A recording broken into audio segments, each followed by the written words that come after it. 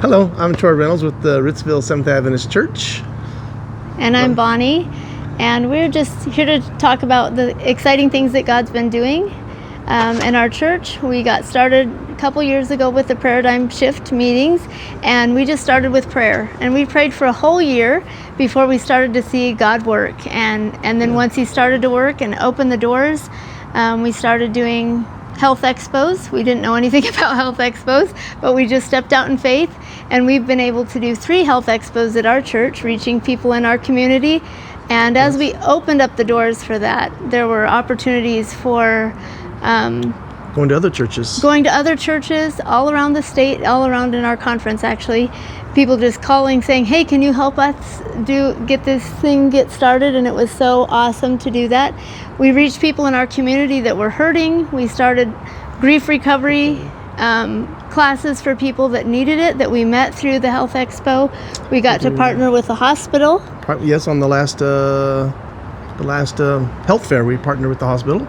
We reach out to our local fire and EMS. We do a breakfast for them. This will be coming up on our 3rd year doing that. Yep. And currently we're planning a depression recovery. Right now that's what we're planning. That'll be our next big thing within the community, to reach out to those who are hurting or need help from anxiety, stress, whatever. So, and it's been so neat to just establish relationships. And these programs that are offered through the church have been allowing us to meet people that we wouldn't otherwise meet, and we've been encouraged to go places that we wouldn't otherwise go. Yeah. Parades, offering water and things like that on Sabbath, things that think outside the box as far as what we've been able to do. Yeah, some of those things are, like, as Adventists, we might be more uncomfortable with thinking, oh, we're going to go do this on a Sabbath, we're going to go to a parade. We're going to serve somebody. But we're going to reach out. That's our goal. We want to start reaching out. We're going to go to the place on the Sabbath where people are and work with the people and meet the people where they are. And just get to know them and befriend them and introduce them to our best friend. So just within the last year, we had some ladies that were living in our church, they were in our community, but they weren't coming to church. They just all of a sudden started showing up at church after praying and asking for God to lead us to the people that He wanted us to meet. They showed up at our door, thankfully, maybe when God had prepared our hearts to receive them. And they were so excited, and they did some studies, and they joined through Profession of Faith. They had both already been baptized. They're actually sisters. Yep. And so beautiful. They bring so much vitality to our church.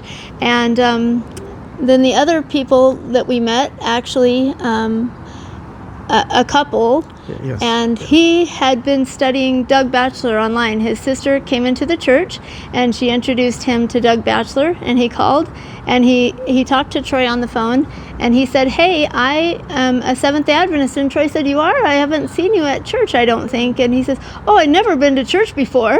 And so Troy's like, oh, how are you an Adventist? Anyway.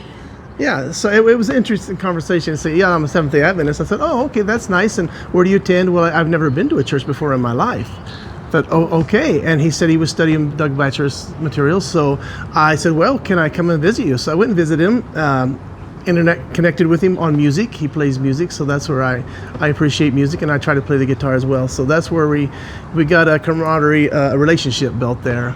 And he finished his.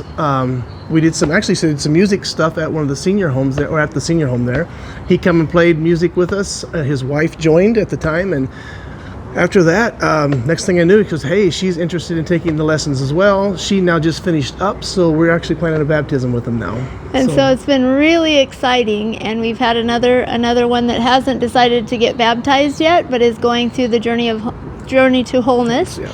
And it's just been awesome to see the exciting things in his life where he's learning to trust God and seeing the miracles, and he's believing finally that he's loved and this church loves him. And he's been coming and doing tons of construction projects and leading in ways that he doesn't feel like it's leadership, but it's just such a gift to have somebody who wants to come in. We're doing a remodel on our church because of all this stuff, and we're waiting for all those that God has intended to bring into the fold. And with him doing that journey to wholeness, I love to watch the excitement on his face when he talks about he has been addicted to alcohol for most of his life, I guess, for a good part of his life.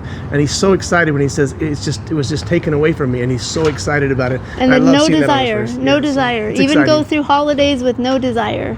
So God is alive and well, and he's working, and he wants to work in these churches and in our does. hearts. Approximately, I think we have 20 attending members or people coming to our church. It's not a large church, but we are committed to prayer that we started years ago praying, probably 3 years ago now, on Friday evenings. We've continued that. And now twice a week on Mondays and Wednesdays, we stop at noon and we get together on a phone call and prayer. So our goal is to pray.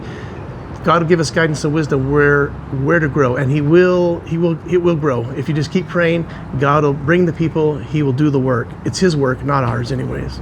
And then you don't have to be discouraged because you don't have to worry about the outcome. You just yield, and God does the work, and he's responsible for the results.